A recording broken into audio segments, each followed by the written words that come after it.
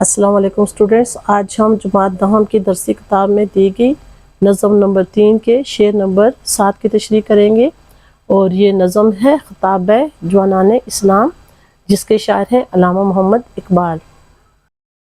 शेर नंबर 7 है, तुझे आबा से अपने कोई निस्बत हो नहीं सकती, कि तू गुफ्तार वो किरदार, तू साबित वो सैयारा।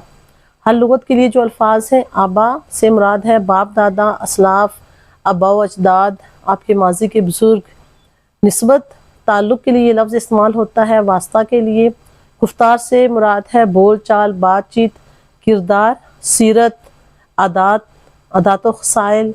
साबित के मानी है रुका हुआ, और कोई चीज़ जो रुकी हुई हालत में होती है उसके लिए हम ये लफ्ज़ इस्तेमाल करते हैं।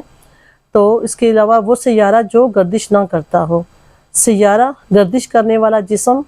और आप देखें कि अजराम फ़ल्की में हम जब देखते हैं तो सितारों की निस्बत सैयारे जो है उनकी ये पहचान है कि वो मूवमेंट में रहते हैं, गर्दिश में रहते हैं, एक जगह से दूसरी जगह जाते हैं। तो यहाँ पर लफ्ज़ सैयारा शायर ने इस्तारा के तौर पर लिया है।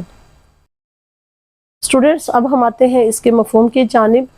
तो मफ़हूम है, ए आज की नस्ल के नुमाइंदों, तुम्हारी आदात देखकर बिल्कुल भी ये नहीं लगता कि तुम उन अजीम असलाफ की नस्ल से हो, या तुम्हारा कोई ताल्लुक़ उनसे है, क्योंकि तुम सिर्फ बातें बनाने वाले हो, जबकि वो कुछ कर दिखाने की सलाहियत रखते थे।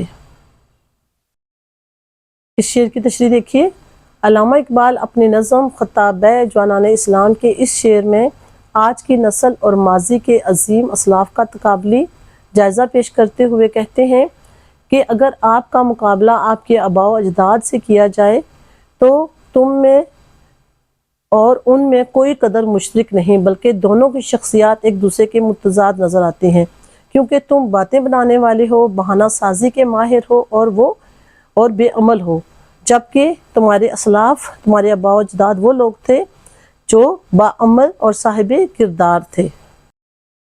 इस शेर में साबित और सैयारा के अल्फाज एक दूसरे के मुतज़ाद हैं, और लिहाजा अगर आपको ये सवाल आए कि इस शेर में कौन सी सनत इस्तेमाल हुई है, तो आप ये कह सकते हैं कि यहाँ पर सनत तज़ाद इस्तेमाल हुई है। उसके अलावा गुफ्तार, किरदार और साबित सैयारा चारों अल्फाज जो हैं वो हमारे असलाफ और मौजूदा नस्ल का तकाबली जायज़ा पेश करते हैं, यानी चारों को आपस में कंपेयर किया जा रहा है इसमें।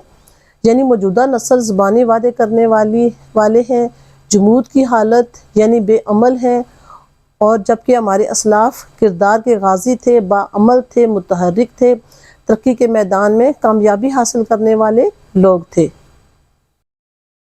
स्टूडेंट्स, ये शेर जो है शेर नंबर 7, ये नौजवान नस्ल को उनके किरदार की पुख्तगी, अमलियत यानी अमली तौर पर काम करने, जिद्दोजहद की तलकीन करता है, ताकि वो अपने आबा अजदाद जैसे बाअमल, बाकिरदार और मजबूत बन सकें, और अपनी ज़िंदगियाँ किसी मकसद के तहत गुजारें, ना कि बेमकसद और बेमानी ज़िंदगी गुजार कर अपना वक्त और जवानी बर्बाद करें।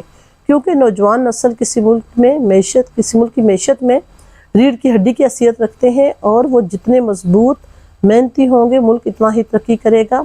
और आप सब जानते हैं कि नौजवान एक उम्मीद होते हैं, चाहे वालिदैन के लिए हों या मुल्क और वतन के लिए हों, तो वो एक उम्मीद है। और इकबाल को भी इनसे बहुत उम्मीदें वाबस्ता थी, चाहे वो उस दौर के नौजवान हों जिस दौर में इकबाल थे और जब इकबाल ने शायरी की, और चाहे आज के नौजवान हैं, इकबाल का पैगाम उसी तरह से है।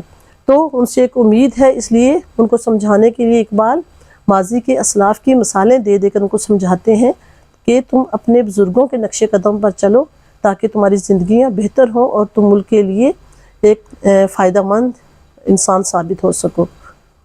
शुक्रिया।